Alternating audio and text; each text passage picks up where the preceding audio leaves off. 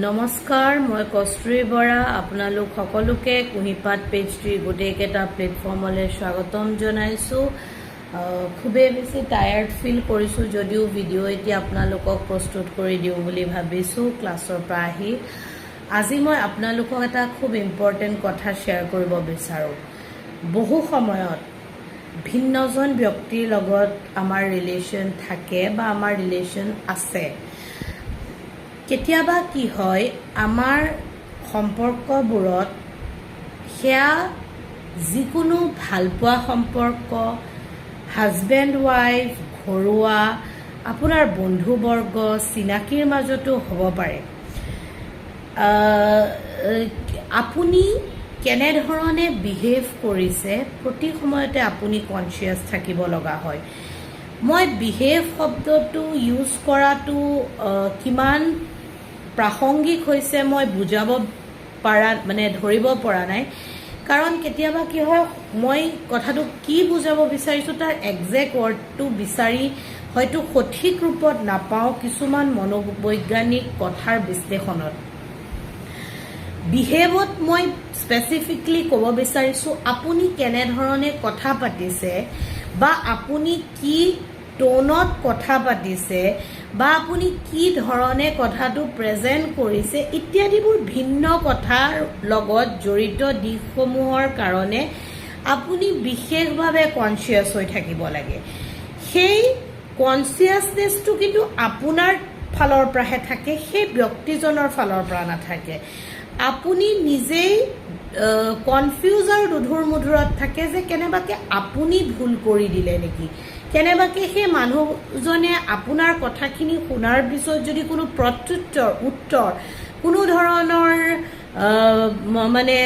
Verbal কমিউনিকেশ্যনৰ সঁহাৰি আগনবঢ়ালে, ফোনত, মেছেজত, ভিন্ন ছ'চিয়েল মিডিয়া প্লেটফৰ্মত, তেন্তে আপুনি ডিষ্টাৰ্ব হৈ থাকে যে কিবা আপোনাৰ শব্দত ভুল হ'ল নেকি, কিবা আপুনি তেখেতক টানকৈ ক'লে নেকি, ক'ব নলগা ধৰণে ক'লে নেকি, আপোনাৰ কথা কোৱা সুৰ বেয়া আছিল নেকি, ভিন্ন ধৰণৰ প্ৰশ্নৰে আপুনি নিজক ব্যতিব্যস্ত কৰে বা আপোনাৰ নিজৰ ক্ষেত্ৰত আপুনি প্ৰশ্ন উঠায়।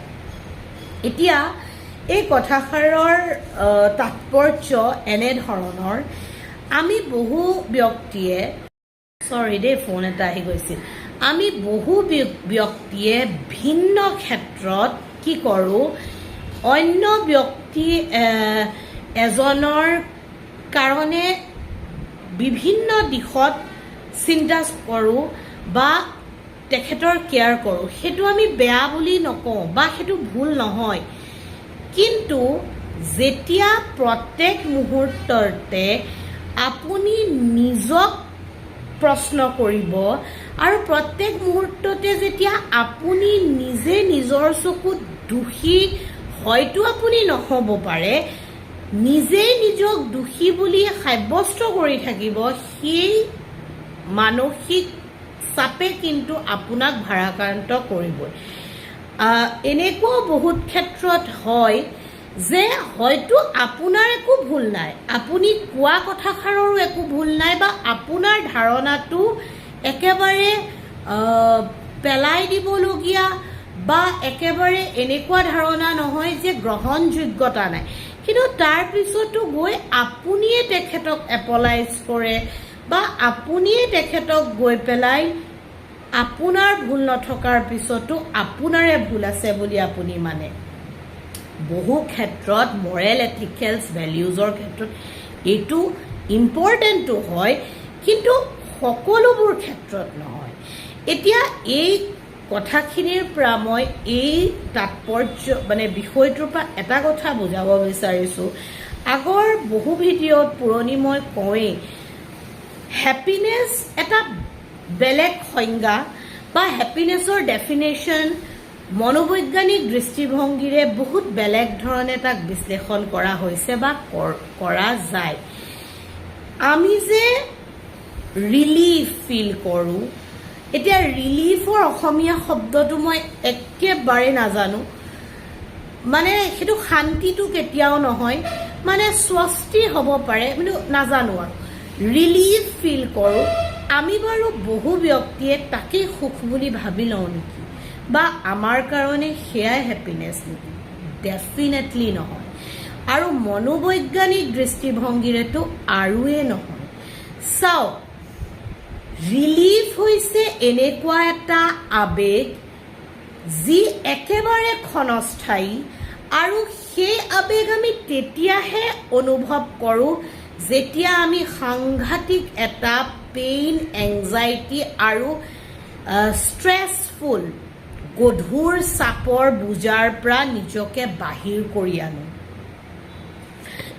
কিন্তু হেপিনেছ কেতিয়াও ৰিলিফ হ'ব নোৱাৰে। আপোনাৰ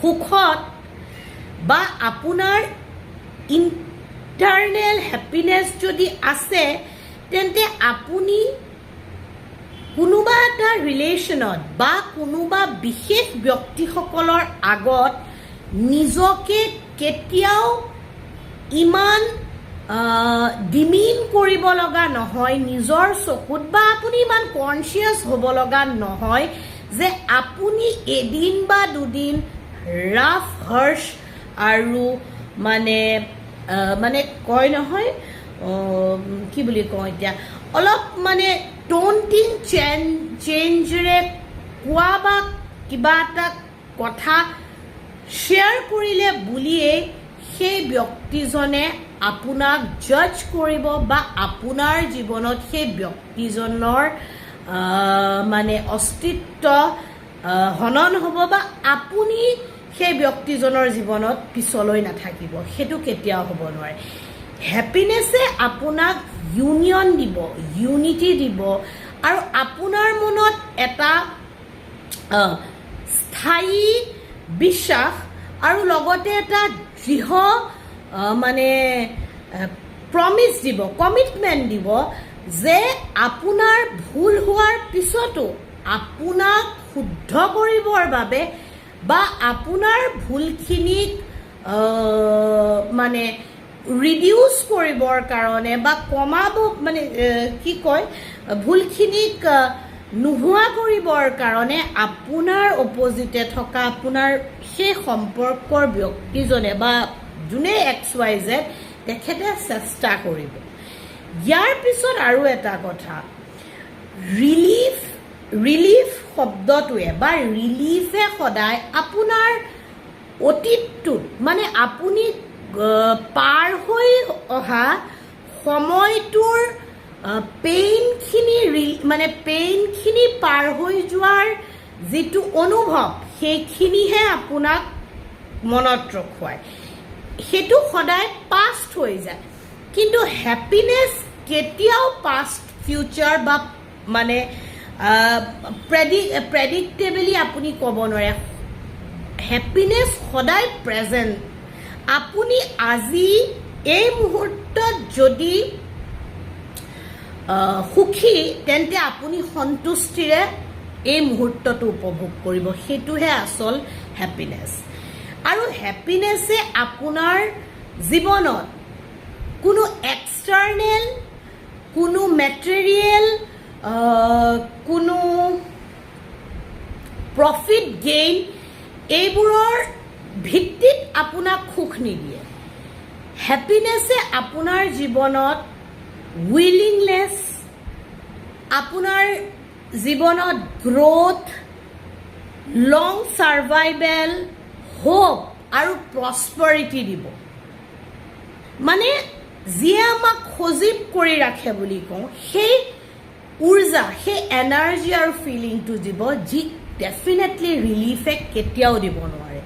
চ' ভিডিঅ'টো কৈ গ'লে বহুত লম্বা, কিন্তু মেইন বেছিক ডেফিনেশ্যনটো মই এইটোৱে ক'ব বিচাৰোঁ, যেতিয়াই আমি যিকোনো এটা ইম'শ্যন ফিল কৰোঁ ন, সেই ইম'শ্যনটো কেটচ কৰাৰ ক্ষেত্ৰত আমি সেই ইম'শ্যনটো কিয় ফিল কৰিছোঁ, আৰু সেই ইম'শ্যনটোৰ ক'ৰ ইনগ্ৰেডিয়েণ্ট কি, আৰু সেই ইম'শ্যনছটো ফিল কৰাৰ আগত পাছত বৰ্তমানত কি মানে কাৰণ আছে ন, সেই বস্তুটো আমি কিন্তু প্ৰত্যেকে এনালাইসিস কৰাৰ প্ৰয়োজন যাতে এটা ইমোশনৰ লগত অন্য এটা ইমোশন ক্লাছ নহয় আৰু লগতে এটা ইমোশনে যাতে অন্য এটা ইমোশনক ওভাৰলেপ হাইড কৰিব নোৱাৰে ডেফিনেটলি ভিডিঅ'টিত মই এটা পজিটিভ ইনফৰমেশ্যন শ্বেয়াৰ কৰিবলৈ সক্ষম হৈছোঁ বুলি আশা কৰোঁ যদিহে আপোনালোকে মোৰ এনেবোৰ ভিডিঅ' চাই ভাল পায় ডেফিনেটলি কুহিপাত পেজটি লাইক কমেণ্ট শ্বেয়াৰ কৰিব আৰু পুনৰ এটি নতুন ভিডিঅ'ৰ সৈতে আপোনালোকক পুনৰ পোৱাৰ প্ৰতিশ্ৰুতিৰে ওম নমো ভগৱতে বাসুদেৱায় নমঃ